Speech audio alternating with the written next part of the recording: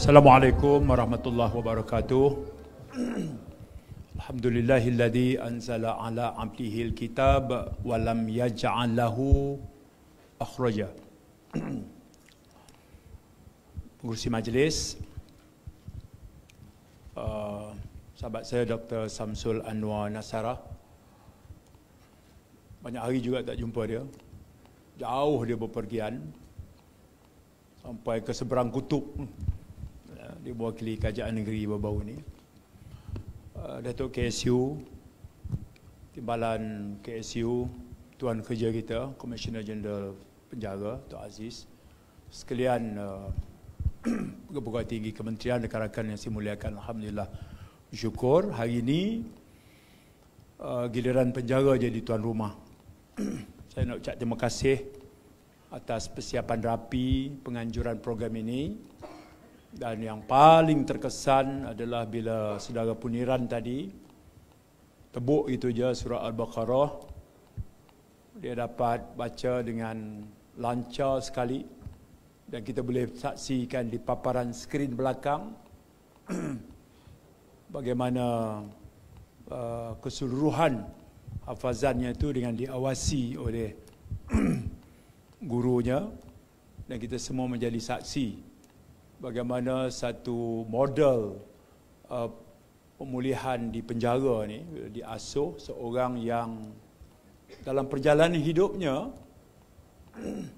dia disabitkan, kemudian jabatan penjara dengan segala keupayaan mereka memulihkan dengan pendekatan yang bersepadu. Latihan songket pun diajar, latihan petukangan pun dia ajar, TVET pun dia bentuk, tapi tidak kurang pentingnya bagaimana dia berjaya mengasuh sebahagian daripada prospek itu untuk menjadi hufaz. Yang ini saya fikir salut kita lah kepada Jabatan Penjara. Terima kasih banyak. Apa pengajaran dia? Kalau duduk luar tak boleh jadi hafazan, duduk dalam penjara lah. Masuk penjara. Itu pengajaran nombor 1. Ya. Tak mudah tau. Dengan umur kita ni, cuba reflect balik umur kita lah. Punya payah nak apa yang itu tersalah lah. Ya. Tanya kita, tanya diri kita. Tapi kalau mereka dapat, itu luar biasa. Dan kita ni tumpang gembira lah kerana kita menjadi sebahagian daripada sistem itu. Kita nampak tu, dia nak kait tu. Ya, kita menjadi sebahagian daripada sistem itu. Okey, ya. Saudara, saya dulu sebut himpunan bulan lepas ada 10 kriteria kepimpinan. Yang pertama dulu saya sebut iaitu the best leaders are the best learners. Itu yang pertama. Saya dah hurailah hari itu. Hari ini, kriteria yang kedua adalah leading by example, otherwise you don't lead at all. Itu lah. Seperti biasa, saya akan kongsi pula sandaran kriteria itu. Satu hari, Nabi berperjalanan dengan sahabat. Kemudian sampai satu tempat Nabi kata, sampai waktu makan, Nabi kata, tolong sembelih kambing. Itu je arahan Nabi. Seorang sahabat kata, biar saya yang sembelih. Let me slaughter it. Seorang sahabat kata, biar aku yang lapah. Let me skin it out. Seorang sahabat kata, biar aku yang masak. Let me cook. Kemudian Nabi kata, kalau begitu, biar aku yang cari kayu api. Nampak? Lead by example, or else you don't lead at all. Biar aku yang cari kayu api. Nah, sebab apa? Sahabat bertiga tu kata, wahai Nabi, kami boleh buat itu semua, termasuk cari kayu api. Nabi kata, jangan. Aku tak suka aku ini diberi keistimewaan. I don't want to be privileged. Ini hadis. Nak rujuk lebih tepat, rujuk Datuk Rosli. Pasal dia adalah pelajar sekolah menengah agama persekutuan.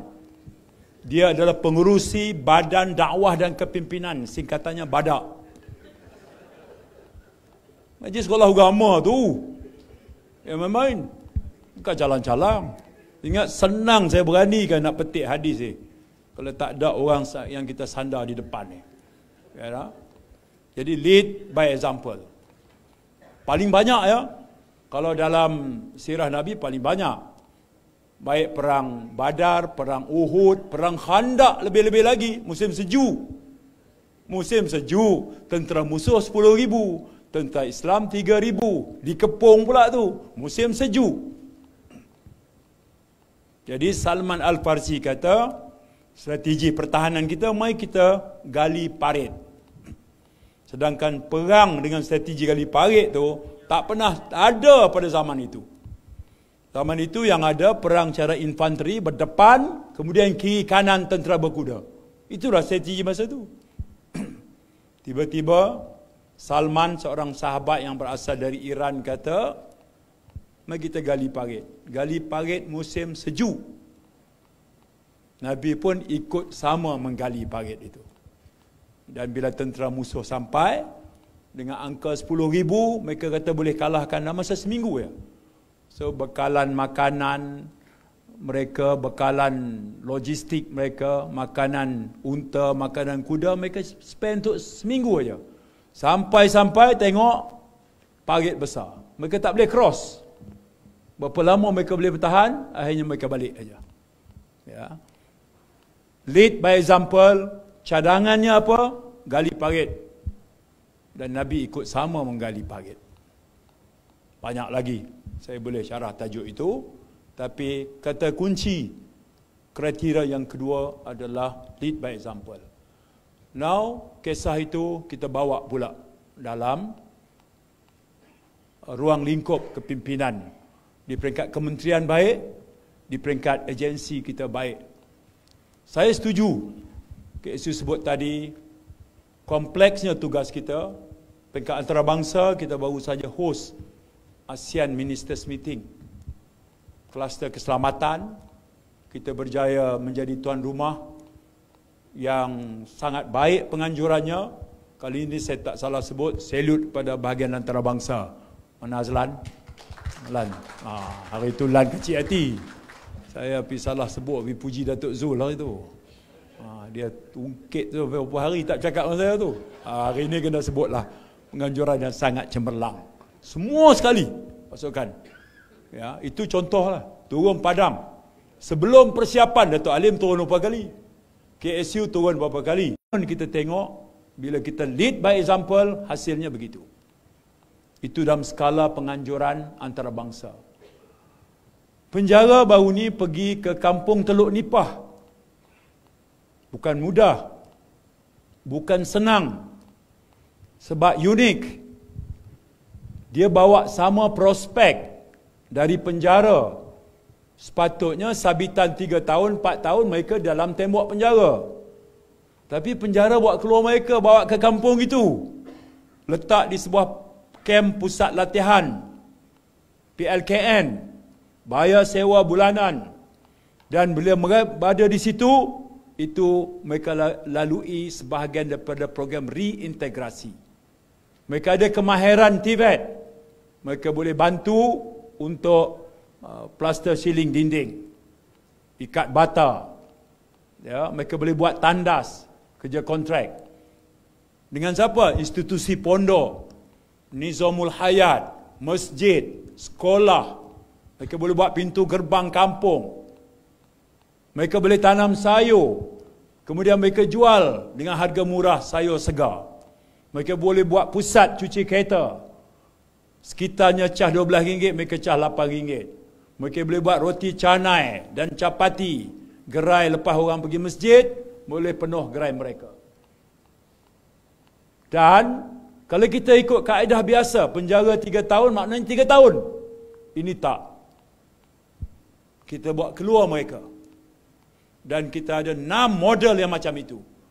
Dan saya minta sangat, jika sekiranya bajet kita untuk tahun ini, untuk tahun depan yang akan dibentang nanti, munasabah angkanya, sebab penjara ni dia jimat kena potong, jimat kena potong.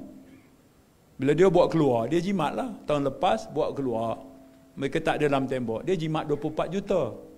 Tahun sebelumnya mereka jimat 19 juta. Bila jimat, mereka kata kalau dah jimat tak pakai duit, jadi tak payah bagi. Jadi tak apa tu juga. Saya sebutlah baru ni di mana program Datuk Rosli di mana semalam, di Sandakan, saya sebut begitu dengan Perdana Menteri, ya. Dan penjara patut tingkatkan lagi 6, kita double pula pada tahun depan. Because ini model yang sangat berjaya dari segi semua ukuran. Ya.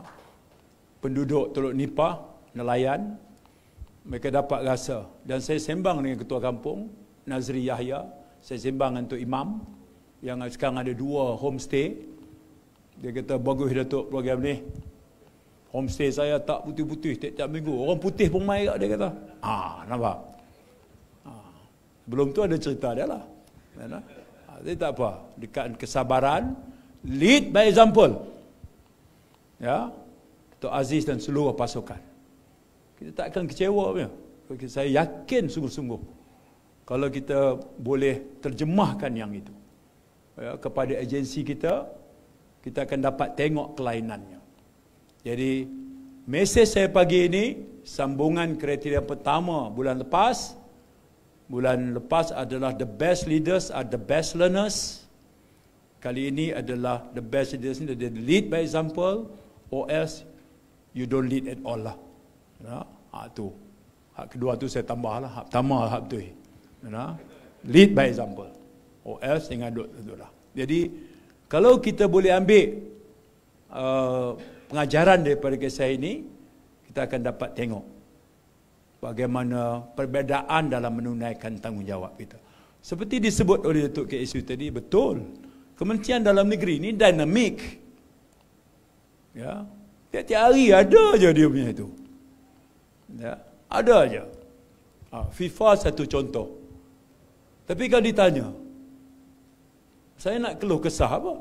Kalau you buat benda yang betul, ya, apa ukuran benda betul? Ikut Perlembagaan Persekutuan tak? Ikut.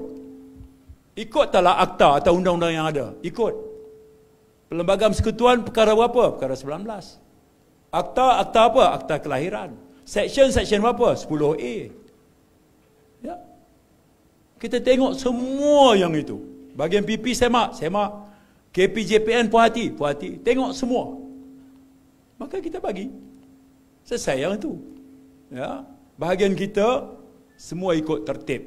Tak masalah. Kita jelaskan begitu. Unless kalau kita langgar semua itu.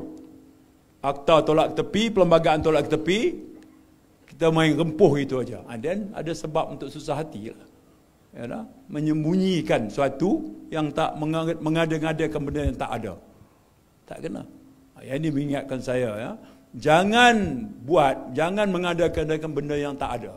Jangan mengada-adakan benda yang jangan menidak-adakan benda yang ada. Dan jangan mengada-ngadakan benda yang tak ada. Itu kita syarah bulan depan pula yang tajuk tu. Ya, mudah yang tu. Jadi kalau kita boleh amalkan begitu, insya-Allah kita tak ada rasa keraguan apa bab itu. Baik. Saudara yang saya hormati sekalian, ni bulan depan 26 bulan 10, sekali lagi saya dengan Tan Sri Ayub baru ni hadir mesyuarat persiapan kepengurusan ASEAN. Datuk Zack juga ada, sebab dua komponen ni penting. Polis dia siapkan 10,492 anggota. KP Jim pula siapkan 3,000.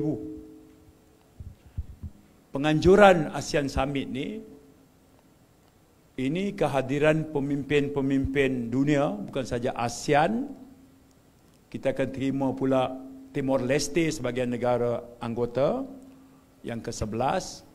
Kemudian kita akan terima kehadiran pemimpin termasuk dari Amerika Syarikat, China, itu dah sah. China, Premier Li Qiang, Amerika Syarikat, Presiden Trump. Okay, kemungkinan juga ada dari Brazil, dari India, ya, ada. Baik. Dari isu keselamatan, kita ada kategori kita lah. Persiapan telah dibuat, saya telah ditaklimatkan. Immigration nak pastikan kelancaran. Persiapan kita cukup rapi.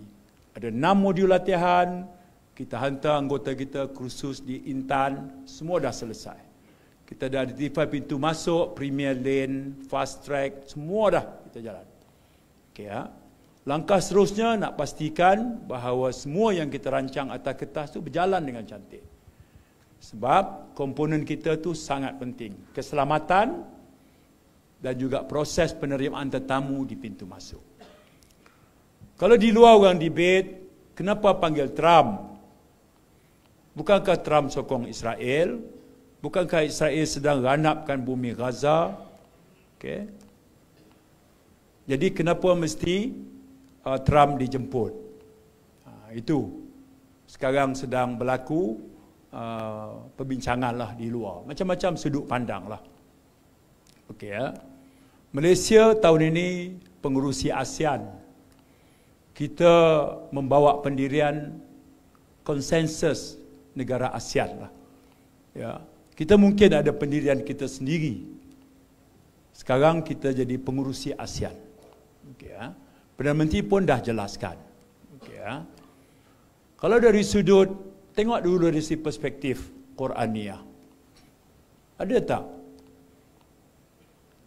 gesaan atau perintah untuk engage dengan pemimpin yang sifatnya itu orang tak sukalah, ya, kejam. Ada tak dalil? Tengok balik. Ustaz Zaidi boleh betul saya. Ada. Okey. Siapa pemimpin yang paling kejam satu ketika dalam sejarah manusia? Contoh banyak. Dalam Quran, Firaun. Firaun ni demam pun tidak, batuk pun tidak, bersin pun tidak. Sampai dia mengaku dia Tuhan. Ana rabbukumul a'la. Aku Tuhan dia. Sampai tahap tu. Apa dia polisi dia pada masa tu? Bunuh semua anak lelaki. Bunuh. Ya, maknanya kejam, zalim, hebatlah. Tak ada tandingan lah. Quran cerita begitu, kalau jahat macam Firaun. Kalau kaya, tamak, haloba macam Qarun. Okey. Tapi kalau pemimpin kejam zalim buat apa saja, awal lagi pemimpin kejam zalim belum lagi habis dia sokong dah. Itu Haman. 3 watak tu. Pemimpin buat silap, tak ada habis lagi sokong. Aku belum habis lagi. Aku tahu kamu akan cakap betul. Sampai teratu. Jadi Haman dicerita dalam Quran, Qarun dicerita dalam Quran. Qarun cerita dalam Quran ini gudang hartanya saja, gudang harta. Anak kunci gudang harta. Anak kunci. Bukan harta dia, harta bohlang gudang. Anak kunci tak mampu dipikul oleh lelaki paling gagah masa itu. Punya banyak. Okey, dengan dokongan Qarun, dengan dokongan Haman, Firaun tak jatuh lah. Punya jahat. Tapi apa Tuhan suruh? Idhaba ila Fir'aun. Pergilah kamu, wahai Musa, menghadap Fir'aun, berjumpa Fir'aun. Idhaba ila Fir'aun. Innahu tagha. Sesungguhnya dia telah melampaui batas. Ayat seterusnya adalah berhujahlah kamu dengan Fir'aun dengan bahasa lemah lembut. Ni siapa kata? Bukan Saifuddin kata. Bukan pengurusi badak kata, bukan. Ni Quran sebut, idhabi ila Fir'aun innahu tagha. Berhujahlah kamu, engage dengan Fir'aun. Dia telah melampaui batas. Dan masa kamu jumpa Fir'aun, gunakan bahasa yang baik. Duk gitu. Ya. Begitu Pak Hamka, masa dia kupas ayat ini dalam tafsir Al-Azhar dia. Masa itu ramai juga golongan agamawan di Indonesia kritik keras terhadap Presiden Indonesia. Masa kasar lah. Pak Hamka ulahlah ayat ni. Buya Hamka. Dia kata gunalah bahasa yang baik sebab Presiden kita tidaklah sejahat Firaun. Dan kamu yang nak betulkan itu pun tidaklah sebaik Nabi Musa. Apa yang susah sangat nak guna bahasa elok? Baik. Jadi dalil kita tu ada. Ya, makna engage. Kalau kita engage, kita boleh cakap terus berdepan, dia duduk depan kita, sebut dengan dia. Ya, kita kata kita mengutuk serangan ganas. Kita kutuk dasar yang menyokong ya, Israel dan sebagainya. Kita boleh sebut dengan terang. Dia ada depan. Di sana pun ada hadis, jihad yang paling besar ialah berkata benar di hadapan orang jahat. Pemerintah yang jahat. Berkata benar. Tiba-tiba engage pemerintah yang jahat, dikatakan sebagai kita bersahabat dengan syaitan. Tak kenal lah. Nak engage macam mana? Nak bercakap macam mana kalau tak boleh berdepan dengan dia? Jadi, tajuknya kepengurusan ASEAN. Ramai pemimpin dunia datang. Tapi yang menjadi polemik kerana datang seorang yang namanya Trump. Tak ada siapa pun setuju dengan Trump. Tak ada siapa setuju dengan dia bab ini. Ya. Jadi, hadir dia dalam konteks politik antarabangsa. Perdana Menteri mewakili bukan Perdana Menteri Malaysia. Dia mewakili pengurusi ASEAN. Dia ketua pada 10 negara. Dia ketua kepada satu rantau ikatan dengan 680 juta penduduk. Ya, yang sas ekonominya besar dan robust. Yang relatifnya dianggap sebagai stabil. Jadi dia boleh cakap sebagai suara ASEAN di hadapan pemimpin dunia yang lain, termasuk Amerika, termasuk China, termasuk India, termasuk Rusia, termasuk Brazil. Dia nak sampaikan sebagai pengurusi ASEAN. Dan kita akan jadi tuan rumah. Itu konteks kita. Sebab itu, kalau perbahasan itu terlalu membawa kepada persoalan seperti yang saya ulas tadi, maka kita nak tengok secara matang dalam konteks politik bernegara, dalam dunia politik semasa kontemporari sekarang. Baik. Perkara seterusnya saya nak sebut adalah hari ini, 30 hari bulan, detik yang bersejarah. Sebab kita akan isi minyak dengan harga RM1.99. Semua sekali. Semua sekali. Kita patut bangga sebab sumbangan kepada menjayakan dasar ini, dasar yang akan memberikan penjimatan, dasar yang akan eliminate foreigners daripada beli minyak dengan harga subsidi, dasar yang membolehkan penjimatan nanti dikembalikan semula kepada rakyat. Dasar ini turut dibantu kejayaannya, licinnya pelaksanaannya hari ini. Pagi tadi pukul 8 lebih tadi, saya sempat telefon lagi Perdana Menteri. Pertama dia tanya saya hari 27-28. Masa polis hari pertama. Kita ada di Sandakan. Saya laporkan cantik. Semalam STR juga elok. Hari ini kita tengok stesen-stesen minyak umumnya termasuk peak hours lancar. Dan ini bukan berlaku secara spontan. Ini berlaku kerana perancangan yang begitu rapi.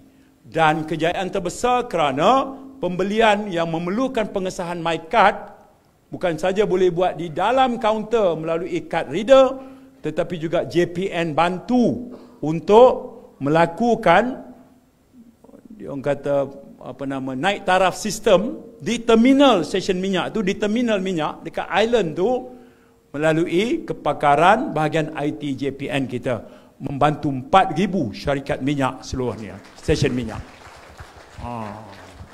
Saya tu sekarang mula-mula ngeri. Ya, bab FIFA saya boleh tenang lagi. Bab beli minyak rakyat marah ni saya cemas betul. Sehinggalah saya turun ke stesen minyak Shell dekat sini, dekat Putrajaya. Saya tengok sendiri, itu bahagian IT kita ada, pegawai IT kita ada, KSP pun ada. KSP ucap terima kasih banyak kerana itu dianggap game changer yang terbesar sekali. Mulanya KSP ingat nak bekalkan kepada 4,000 stesen minyak card reader. Tapi bila kita dah dapat kongsikan dengan kod kita semua ni, ya, source code kita segala macam, kita buat dengan kerjasama syarikat minyak, akhirnya ianya boleh dibaca di terminal dengan sendirinya, boleh berlaku dengan cantik sekali. So, hari pertama pengujian sistem, stress test, 300,000 polis dan tentera berjalan elok. Saya disandarkan dengan KSU, bertanya dengan anggota polis, isi minyak berapa ringgit, sebulan berapa. Kerana yang kita tanya 6 orang, 7 orang tu tak pernah penggunaan 300 liter. Tak pernah. Ya, itu kira cukup baiklah tu. Ya. Jadi yang semalam STR juga lancar, pagi ni juga saya terus ikuti melalui WhatsApp Menteri, MK2 terus melaporkan bagaimana perjalanan elok. Cuma kita ada sedikit saja kena nak ubah suai.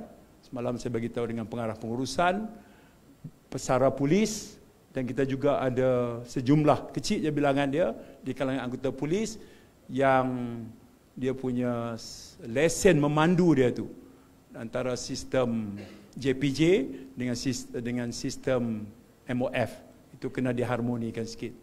Semalam yang kita kesan 56 orang. Tapi 56 orang ni pun kalau dia tak boleh beli minyak dengan harga subsidi nanti dia marah, banyak cerita. Walaupun 56. Jadi jangan sekat.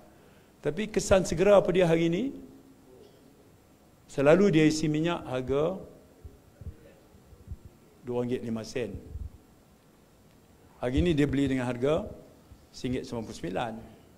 Harga semasa sebenarnya RM2.60. Betul tak? Harga semasa RM2.60. Dia jimat lebih kurang 61 sen. Harga semasa kan. Kalau dia guna 100 liter, dia akan jimat RM61.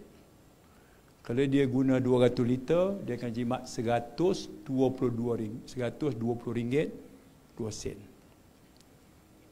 Kalau dia seorang ibu tunggal, jadi kerani di sekolah, bawa MyV, penjimatan RM60, maksudnya besok dia boleh bagi tambahan duit saku untuk anak dia pergi sekolah.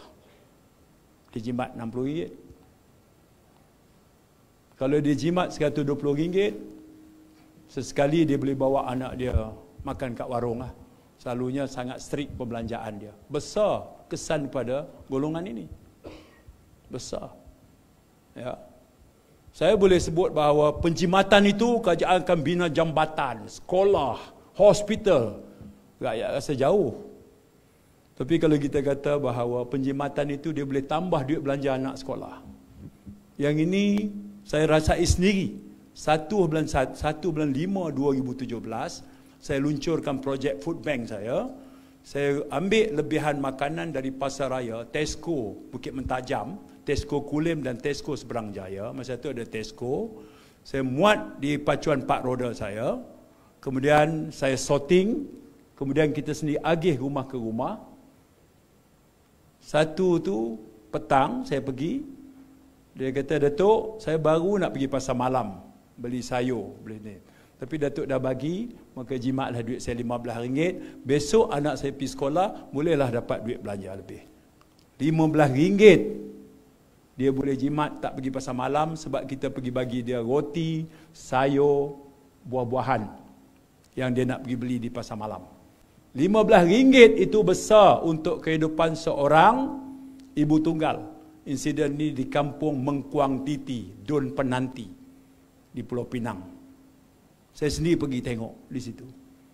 Daripada situ saya terfikir bahawa kita boleh rencanakan dasar yang besar-besar. Dasar AI-nya, dasar pelaburannya, dasar meninggikan shilling, meningkatkan lantai gerbuk-gerbak. Tapi dasar yang paling berkesan adalah yang bagi direct impact kepada kehidupan golongan bawah ini. Dan percayalah, golongan ini sekali mereka senang dengan dasar, mereka ikut mendoakan, dan itu adalah sebaik-baik pemerintah dari kacamata mereka. Yang itu je kita nak tolong. Kaitan dengan kita apa dia? Yang saya dah ambil berat sangat pasal ni pasal apa? Bukan ada kena mengenal direct dengan KDN. Ada. Kalau pelaksanaan dasar ni kucak-kacir, kata nak beli minyak harga subsidi, sistemnya lintang pukang, akibatnya queue yang panjang, dia pula nak pergi hantar anak pergi sekolah, nak hantar isteri pergi pejabat, dia kemudian nak rushing, nak memusing mesyuarat di pejabat, nak beli minyak pun dah masalah, berlaku seluruh negara, akhirnya pilihan lain satu aja, jom belagak jalan raya. Masa itu jadi isu kita. Masa itu isu polis. Jadi sebelum itu berlaku, kita ikut sama terlibat untuk membantu membaiki semua persiapan sistem. Dan itu yang kita buat. Alhamdulillah, kita dapati ada kejayaannya. berbanding ada sedikit hiccup pada ketika 2 hari pertama Aisara tempoh hari. Jadi hal-hal ini saya nak mengajak himpunan bulanan kali ini bukan lagi membicarakan perkara dari hal bumbung kementerian kita saja, perkara di bawah kementerian saja, tapi kita nak tengok kaitannya keberadaan KDN dan peranan kita dari segi keselamatan, dari segi immigration, dari segi penjara dan kesan langsung kepada kehidupan rakyat jelata, rakyat terbanyak. Kerana itu, conclusion yang kita ambil untuk bergerak ke arah itu, kita boleh berjaya kalau kita jaga solidariti di antara kita, kemudian kita follow leaders yang lead kita by example. Tapi kalau dia nampak alignment lari, tegur dia lah, betulkan dia. Ya. Leaders yang baik ni adalah diakui dia pun ada silap juga. Kalau leaders yang buat silap dan dia mengaku, orang bawah dia akan berani mengakui kesilapan. Hak tu paling berat lah. Ya, saya pun akui ada juga beberapa kesilapan yang terlepas pandang yang saya buat, dan saya nak pegawai betulkan segera pada momen itu juga. Jangan risau apa-apa lah. Ya, takkanlah kerana tegur menteri ego sikit, tukar hang, tak ada, kita tak buat lagu tu. Ya, jadi kita nak berjalan dengan elok. Kalau kita boleh bina hubungan kerja macam tu, saya rasa KDN akan menjadi kementerian yang sangat cemerlang dalam menjalankan tugas kita. Itu keyakinan saya. Dari segi aset dalaman saya tak risau langsung. Saya boleh kenal seorang-seorang. Ni, background dia apa semua saya boleh tahu dah. Mana? Tu baru saya cerita Dr. Rosli, tak cerita habis tu baru sikit baru tu. Baru sikit. Bukan sedikit pegawai polis bawahan saya lebih kenal depa pada Tan Sri Ayub kenal depa. Tan Sri Ayub tahu. Ada seorang pengarah di PJKK, master dalam bidang syariah. Tan Sri Ayub. Mana? Bahas dengan saya ni. Master bidang syariah. Cukup hebat. Pangkat rendah ya. Tak naik-naik pangkat dia tu. Ya tak? Argument dia, articulation dia, world view dia tentang itu luar biasa. Kan? Saya bersyarah pasal Ibn Taymiyah, dia pun syarah Ibn Taymiyah. Ibn Taymiyah ni tajuk favourite saya dengan Tan Sri Ayub. Kami beza pendapat sungguh dengan Tan Sri Ayub ni bab tu. Sampai lah tak ada titik temu lagi. Saya ni pengkagum Ibn Taymiyah, Tan Sri Ayub. Saya kagum sungguh dengan dia ni. Pasal dia hidup zaman the most volatile. Pertama, Mongol serang. Satu, Mongol serang dia. Tawan negeri dia. Mana? Mongol dia ada dua. Satu yang dia serang, ini Mongol bukan Islam. Ada Mongol yang serang, kemudian mereka masuk Islam. Ya. Kemudian kerajaan Mamluk. Kerajaan Mamluk. Apabila Mongol serang dan tawan kota Baghdad, berakhir pemerintahan Abbasiyah, di kalangan tentera dia, di kalangan tentera Islam ni, yang asalnya hamba, kemudian mereka regroup balik, mereka tawan balik, dan mereka angkat. Itu Kesultanan Mamluk. Jadi rencam cabaran tentera, politik, ekonomi, sosial. Ibn Taymiyah masuk penjara berulang kali. Zaman Mongol masuk penjara, zaman Mamluk masuk penjara. Dia karang kitab-kitab ni, kitab yang hidup, sebab dia karang bagi menjawab masalah negara dan rakyat pada masa itu. Hebat. Sebab itu saya tolak kepandangan kalau mengatakan dia sos kepada Islamic State, Al-Qaeda. Saya tolak sikit. Tang tu perselisihan tajam antara saya dengan Tan Sri Ayub. Itu baru sikit tu. Yang main. Ya, beza kami dua tajuk itu. Nampak? Tuan Aziz. Bukan kata hak sikit-sikit ni tak ada. Dia tajuk tu. Nak abang bagi. Cuba lepas ni Tan Sri Ayub berucap. Dia hujah pula lah. Janganlah ni pentah aku. Tak boleh lah duduk bawah.